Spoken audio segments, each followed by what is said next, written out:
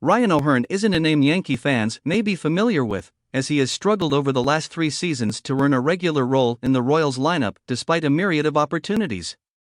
His acquisition wouldn't really qualify as breaking news either, but the power-hitting first baseman/right fielder represents a low-risk or no-risk buy for someone who showed promise when he first came up.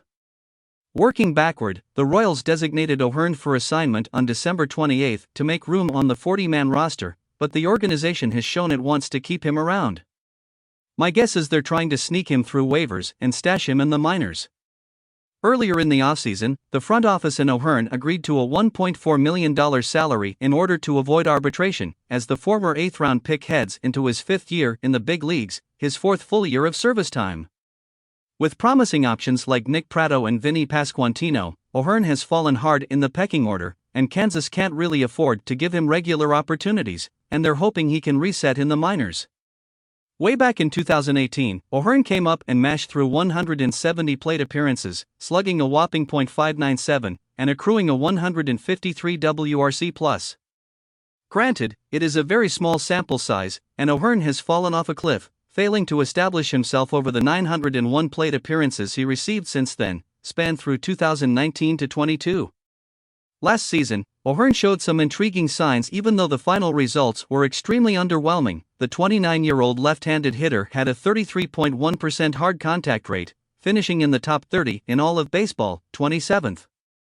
However, with an incredibly mediocre 26.3% flyball rate, he didn't do much damage with it. There is something to work with here, though, if the right organization gets a hold of him, and Brian Cashman has a track record of seeking out these types of players. Through his first 3 seasons, O'Hearn had a walk rate well above 10%, and his strikeout rate wasn't outrageous for a power hitter, but as he cut down his strikeout rate in the past 2 years, his walk rate also plummeted, and that's something that needs to be fixed. O'Hearn will never be the guy that hits for even an okay average, so he needs an above-average walk rate to succeed in the majors. O'Hearn still has a minor league option, so as long as the team has the room to keep him on the 40-man roster, this acquisition should come at virtually no cost.